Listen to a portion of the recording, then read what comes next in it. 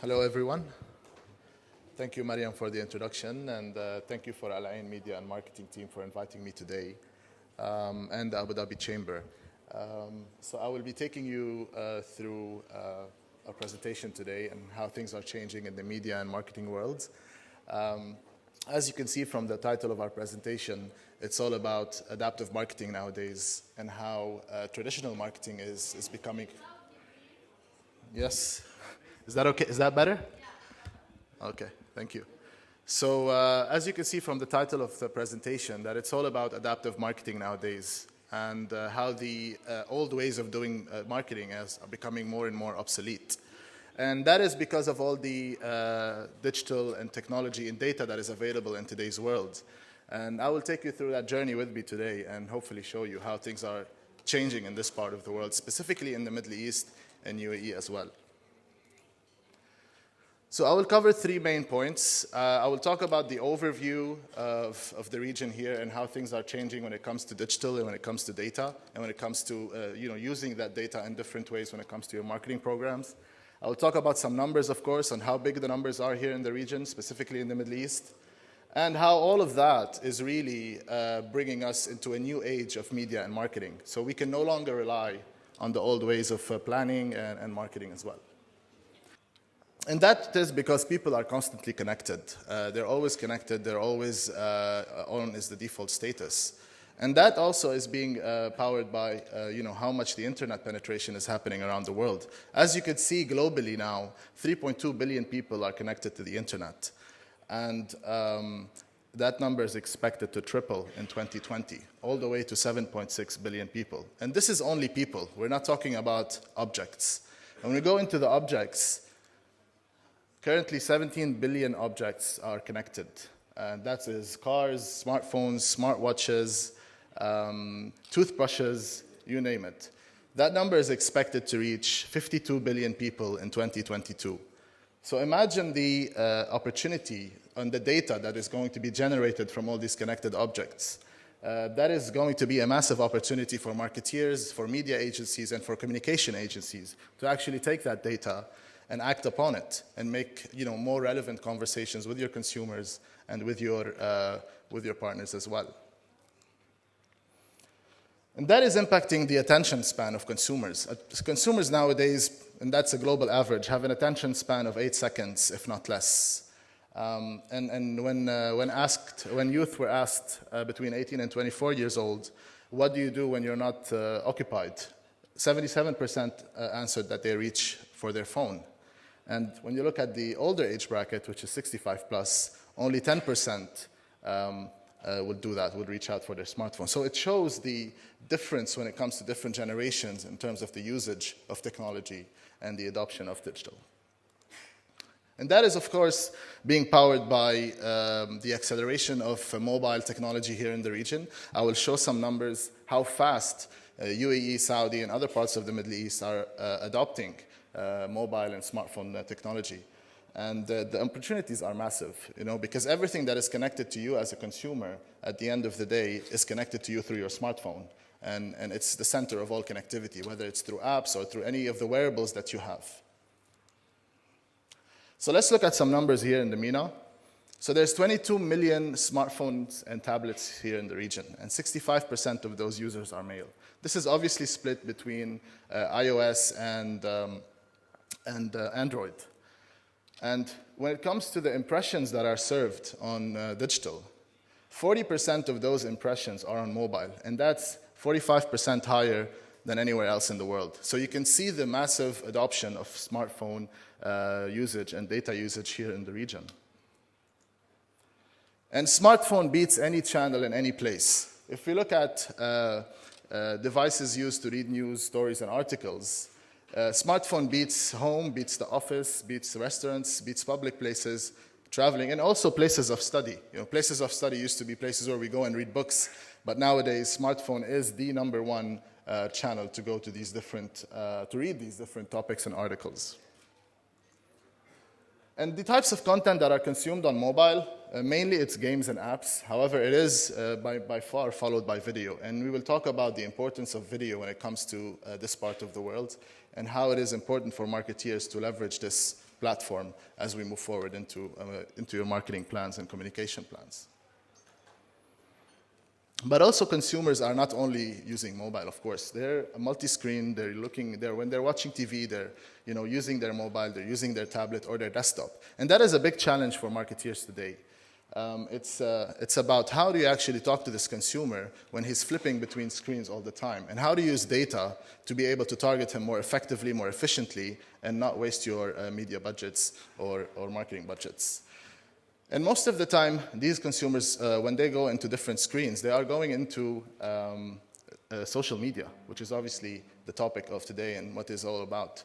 And it is, at the end of the day, just not another channel. Social media is a big platform that allows you as a marketeer to actually have conversations with your consumer and for the consumer to talk back at you. So it's not just another channel that you should look at when it comes to your marketing plan. It's a much more rich channel that could be very useful for you. And especially here in the Middle East. If you look at active social media usage in the last month, the Middle East compared to the rest of the world is 81%. 81% of people in the Middle East log on to a social network at least once a month. And if we look at the time spent on social media, UAE and Saudi score amongst the top 10 markets around the world. That's almost 3 hours a day on average in each of those markets. And the top market is 4 hours, which is not that far. And if you look at mobile social, so the penetration on mobile when it comes to social, UAE and Qatar also among the top 5 markets. And that's a very significant number.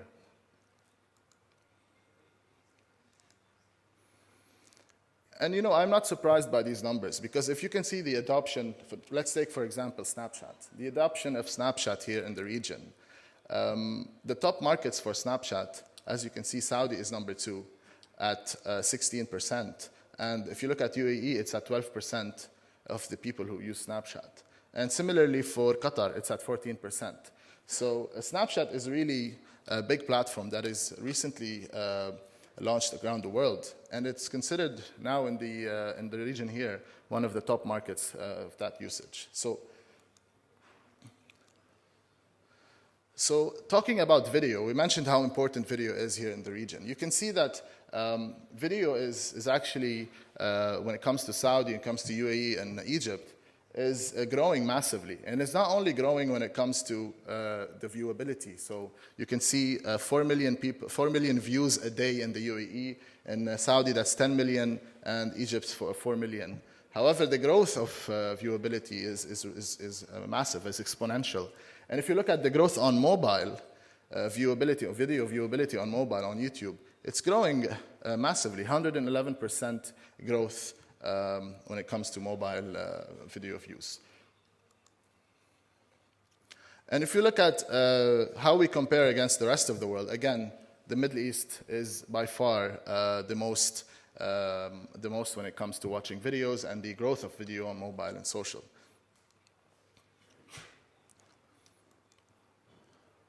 And of course, that is leading to a lot of sharing. As you can see, people in this part of the world, all around the world, like to share content that they relate to and that they feel associated with. And that content really is being shared across all social platforms. And it's growing year on year. If you can see, since 2013, the growth has been also exponential year on year. And the sharing mostly happen, if you look at the 14-day window, the sharing mostly happen in the first 3 days. And that is when most sharing happens. And obviously, that post either becomes a viral post that goes across the web, or it just goes down and dies. And one more point here that I need to highlight is, if you have a Facebook page, for example, and if you want to, as a brand, and you have obviously, let's say, 100 fans, for you to organically reach your fans without paid social, it will only give you 5% reach. So if you post a comment on your Facebook page, you can only reach 5% of your fans. And that's why you need to put paid media behind it on paid social to be able to really reach enough people from your fans and communicate that message effectively. So yes, it is becoming more commercial, but at the end of the day, social works. And it works because it is like an electronic word of mouth. And it has been proven over and over that it actually delivers on business KPIs. And those KPIs are like 49% claim to have purchased the product after sharing a comment or a post from a brand. 38% claim to have spoken to someone about the product. 13% claim to have visited the product homepage. Similarly, the numbers you can see also 7% in brand recall and association. And it has a 50 times impact on, on purchase intent. So these are very important brand KPIs for a marketeer to be able to use social properly and make sure that he gets that channel, he gets it right, because obviously it does have impact on your brand at the end of the day. And especially here in the Middle East, people like to share. We are also, compared to the rest of the world, one of the highest regions when it comes to sharing. So 11%, and I think Latin America is 11. The highest is Asia Pacific with 14%. So the sharing is a normal practice here, and it is something that encourages consumers to purchase your brand. And we're not only sharing comments or posts that we like. We're also sharing data. We're sharing data about ourselves. We're sharing data about our location. Let's take Snapchat, for example. The days of check-in are long gone. We used to check in with Foursquare and say we're here or at the airport or at a restaurant. Nowadays, Snapchat automatically detects your location and exactly uses the filters, like, for example, filters of Burj Khalifa or any other well-known area or location, and you could use those filters on Snapchat. So it won't work unless you enable the location. And that is obviously data that we're sharing. We're sharing data about our location. We're sharing data about the things we like. And not only that, we're sharing data about our habits, because the wearable technology that is now available between smartwatches and fitness trackers and fitness bands, these are growing massively here in the Middle East, almost 56%, and that is expected to achieve $1.7 million growth. So all of this also is data that we're sharing when it comes, if we're wearing those fitness trackers or smartwatches or any apps that we're downloading. These are also generating data points that you could use as a marketeer to target the right people and the right audience. And we're also sharing our interests, and to a certain level, our demographics, because there are some technologies out there that have face recognition, that you can actually tell whether you're a male or you're a female, or your age bracket. So this guy is between 20 and 30 years. So there is that level of technology available nowadays that you could use to get the right information and the right data about your consumer. And obviously the transactions that you use, that you pay for, this is also traceable data that you could use to say, what are the things that this person likes to buy versus other consumers. And of course, all of this is leading to an explosion of data. And this is, the amount of data that is available for marketeers and media agencies nowadays is beyond belief. And that's where human and machine need to work closely together. And that's why the introduction of technology to manage all this data flow is really critical for us. And as an example, 3,654 pieces of personal information are generated by the average consumer every week. So that number of data is not humanly possible to, sort of absorb and act upon unless you have the right technology to use it. And this amount of data helps you create consumer segments. So you can use data to be able to say, okay, I want to target people that are interested in automotive, that like pets, and that read news daily. And these are how you take those data and you segment them to different audiences and to different clusters. And that will help you minimize your wastage when it comes to planning media, when it comes to planning your marketing calendar. That is obviously something that we can do today, and we can use those data to really inform our strategic approach.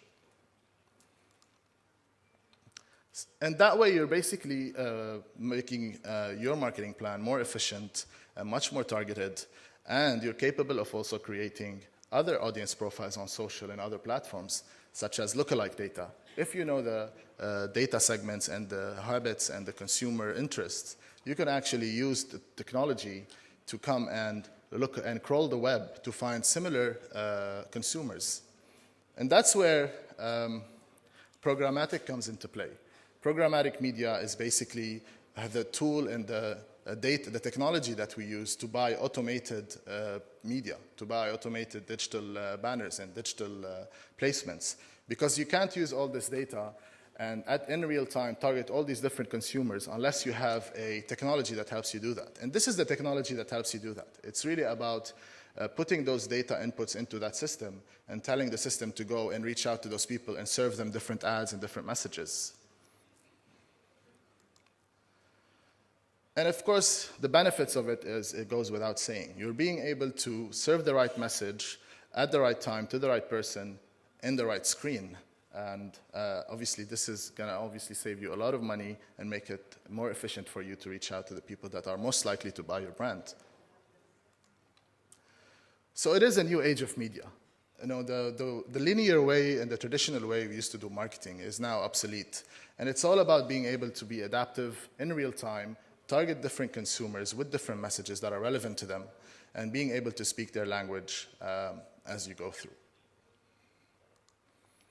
So if I want to close off with 5 must-have for adaptive marketing, I think the number one rule is we need to create ideas that people will want to share in the real world and the digital world. So because the digital world is different. We need to choose platforms that will scale. Mobile and social are very scalable channels, and they're very important also for any marketing program or any marketeer. We need to understand the consumer journey towards your business. So you need to know how your consumer, whether you have an automotive business or a technology business or any type of industry, you need to know what's that consumer journey like, whether it's on digital or it's on offline if he goes to the e-commerce platform and purchases the product online, or he actually goes to the store and visits your showroom and wants to buy it. You need to have that journey mapped out so you can be able to tailor your marketing program around it and be able to target him and talk to him as you go through. You need to leverage data. Leverage data and technology to continuously learn and be able to optimize and make your campaign more efficient and more adaptive. And of course, you need to be able to connect all channels. How are all your channels working together to achieve the maximum ROI on your business? And this is really 5 things that I think are must-haves for a marketing campaign to be successful. I don't know if this video would work, but I wanted to show you a case study that we've done for Kleenex, one of our brands. But I don't think it's... there we go. Timing is everything. So Kleenex found out their costs when they launched their cold and flu campaign in the hottest October ever. The results were sickening. The following year, we found a remedy: adaptive planning. That means, like everyone else, we did a bit of self-diagnosis before going to the doctor. We Googled. Or to be specific, we started an AdWords auction with the deliberate intention of losing, bidding on keywords to get local data on people looking for remedies. This meant we could adapt the Kleenex budget and only spend where people were actually falling ill, ensuring that at the first sign of a sneeze or sniffle, Kleenex was at hand and in hand. It paid off. With over 96% of media spend going to regions suffering a live flu outbreak, Kleenex saw total sales rise by 40% year on year in the first 2 months of the campaign. That's 432,499 extra boxes sold. Now that is a figure not to be sneezed at. So now, whatever the health of the nation, thanks to a revolutionary new way of using research data, Kleenex is fighting fit.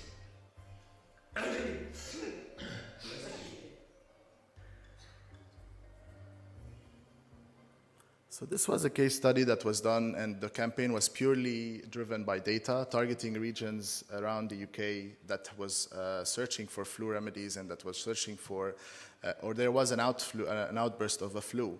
And the whole media investment was put behind only those regions and targeting only those places. By using Google data and weather data as well, we were able to come up to this campaign and really achieve remarkable results. So that's it for me. If you want to win, you need to adapt, and it's all about adaptive marketing and how you will be able to leverage data and technology in today's world to make your marketing campaigns much more efficient and much more targeted. Thank you very much for having me today.